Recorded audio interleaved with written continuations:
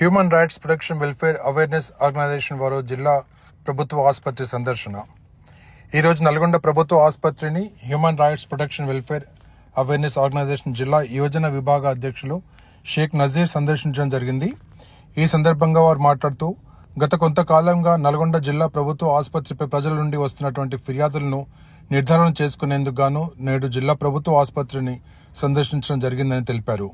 ఈ సందర్భంగా తాము కొన్ని సమస్యలను గుర్తించడం జరిగిందని, అందులో ముఖ్యంగా ఆసుపత్రిలో పనిచేస్తున్నటువంటి ప్రభుత్వ 4వ తరగతి కాంట్రాక్ట్ ఉద్యోగులు ప్రజలను డబ్బుల కొరకు వేధించడం, డాక్టర్లు పేషెంట్లను సరిగా చూడకపోవటం, ప్రభుత్వ ఆసుపత్రి సిబ్బంది సమయపాలన పాటించకపోవటం, గర్భిణీ స్త్రీలను కేవలం 10 దినాల్లోనే ఆసుపత్రికి రావాలని వెనక్కి పంపడం, పెరాలసిస్ పేషెంట్లకు బెడ్లు అందుబాటులో లేకపోవడం వంటి సమస్యలను ప్రజలు ఎదుర్కొంటున్నారని అన్నారు.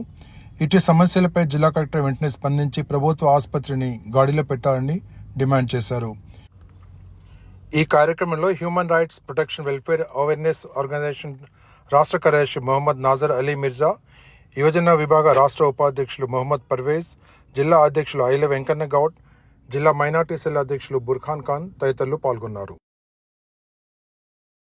Naziruddin, human rights protection and welfare awareness organization district youth president.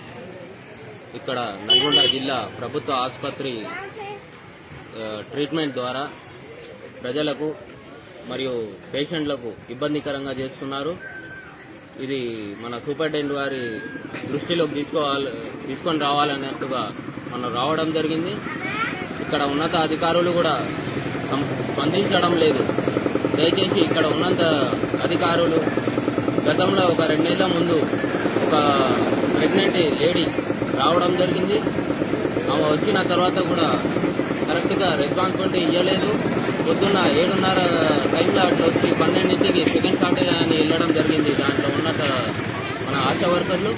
అదేవిధంగా ఒక 10 రోజుల ముందు మన పెరాలసిస్ పేషెంట్ రావడం జరిగింది ఇక్కడికి.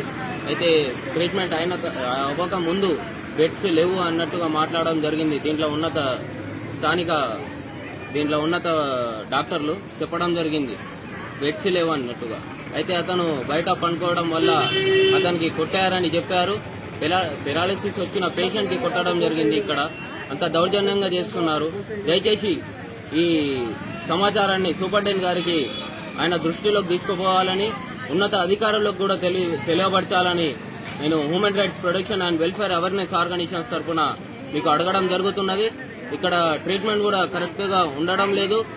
ఇంకా ఇదే విధంగా మన అంబులెన్స్ వారు కూడా డబ్బులు తీసుకోవడం కానీ, ఇక్కడ ఉన్నత కొంతమంది అధికారులు కూడా వాళ్ళు కూడా డబ్బులు లేకుండా పని చేయట్లేదు.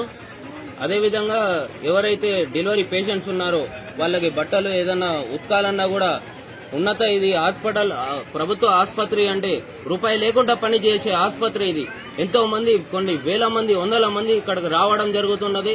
అయినా కూడా వీళ్ళు పైసలు లేకుండా పని చేయటం లేదు. పైసలు ప్రతి మాటకి పైసానే ఫస్ట్ వస్తుంది.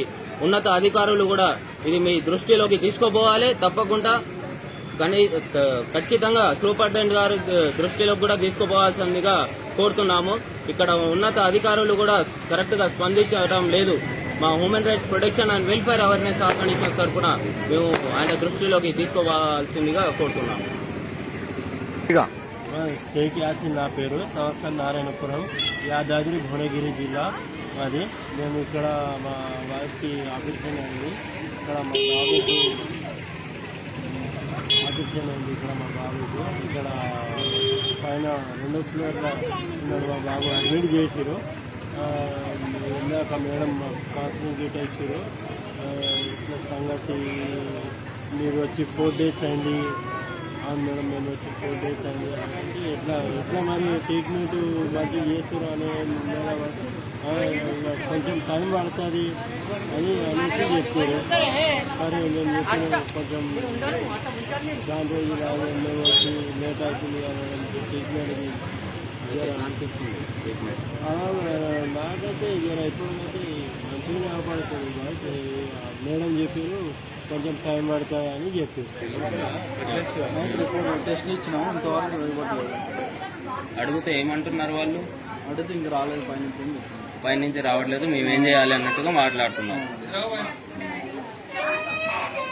అదే ఎప్పుడు ఇచ్చారు? ఉంది పరిస్థితి. మేడం కాడికి వెళ్తే ఏమని చెప్పారు? నిన్న మేడం ఆ రిపోర్ట్ తీసుకురాను మేడం చెప్పింది. మేడం ఏమో రిపోర్ట్ తీసుకొని రమ్మంటారు, వీళ్ళేమో రిపోర్ట్ ఇంకా పైనుంచి రావట్లేదని వీళ్ళు చెప్తున్నారు. మరి ఎవరికి అడగాలంట? మీరు అడిగారా? అక్కడే మళ్ళీ 2:30 తర్వాత రమ్మని మళ్ళీ ఇక మీరు తిరుగుతానే ఉండాలి వాళ్ళ కాడికి. రమ్మని చెప్పారు.